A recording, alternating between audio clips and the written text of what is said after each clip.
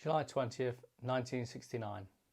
Neil Armstrong became the first human being to set foot on the moon, but his journey to the moon started long before that historic day. Neil Armstrong was born on the 5th of August 1930 in Ohio.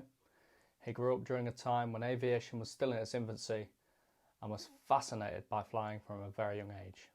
As a child, he built model airplanes and took flying lessons at the local airport. After graduating from high school, Neil enrolled to university to study aeronautical engineering. He earned his pilot's license during his freshman year and became deeply involved in the school's aviation club. He was also a member of the Phi Delta Theta fraternity and served as president during its senior year. After college, Neil joined the US Navy and became a naval aviator. He flew 78 combat missions during the Korean War and earned several medals for his service, including the Air Medal and the Gold Star. He later served as a test pilot for the National Advisory Committee for Aeronautics, NACA, the precursor to NASA. As a test pilot, Neil flew some of the most advanced aircraft of its time, including the X-15 rocket plane, which set a new record of 334,200 feet in altitude. He also flew the North American F-100 Super Sabre, the Lockheed F-104, and the North American F-107.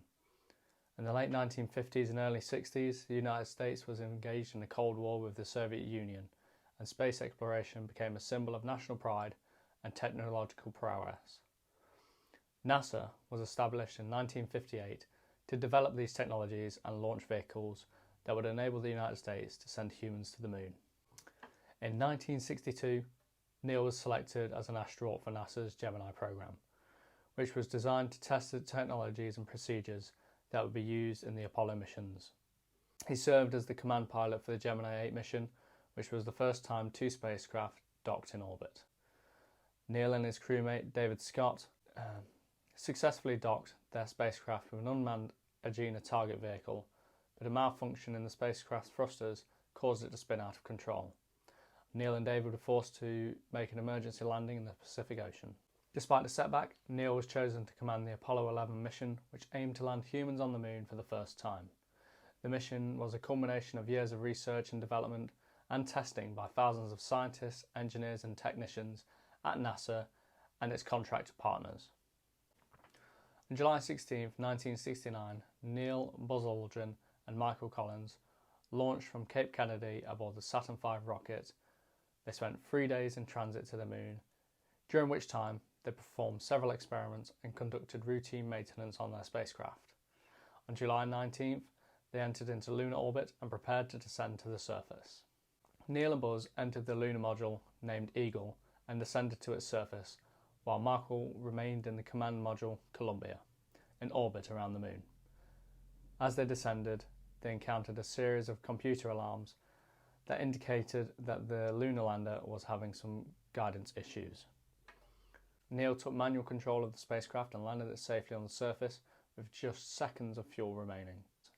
As Neil stepped onto the lunar surface, he uttered those now famous words, "That's one small step for man and one giant leap for mankind." He then deployed the television camera and conducted a series of experiments and collected samples of the lunar surface. This mission was a huge success for Neil and Buzz, and they returned to Earth as heroes. Neil's accomplishment was not just a personal triumph, but a triumph for the entire human race. His achievement inspired millions, if not billions, of people around the world and sparked a new era of scientific and technological advancements. After his historic mission, Neil continued to work for NASA as a Deputy Associate Administrator for Aeronautics and as a Professor of Aerospace and Engineering at the University of Cincinnati. He also served as the Chairman of the Presidential Commission on the Space Shuttle Challenger accident, which investigated the 1986 explosion of the Space Shuttle Challenger. Neil retired from NASA in 1971 and from teaching in 1979. He became a private citizen and lived a relatively quiet life with his family in Ohio. He rarely gave interviews or made public appearances, preferring to let his achievements speak for itself. Neil Armstrong passed away on the 25th of August 2012 at the age of 82. His legacy lives on as a symbol of courage, determination and the power of human achievement. He remains an inspiration to billions of people around the world, and his name will forever be synonymous with one of the greatest achievements in human history. Neil Armstrong was more than just an astronaut. He was a pioneer, a hero, a legend. His journey to the moon was the culmination of years of hard work and determination, and a never-ending spirit of adventure. Neil's legacy continues to inspire us to reach for the stars and never to give up on our dreams. He showed us that anything is possible if we work hard enough and believe in ourselves. As we celebrate more and more anniversaries since the first moon landing, we honour the memory of Neil Armstrong and all the men and women that made that historic mission possible. We look forward to the next frontier in space exploration and to the new discoveries and achievements that await us. If you have been, thank you very much for watching, guys, and until next time, stay safe.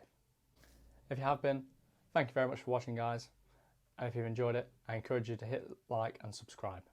Until next time, guys, stay safe.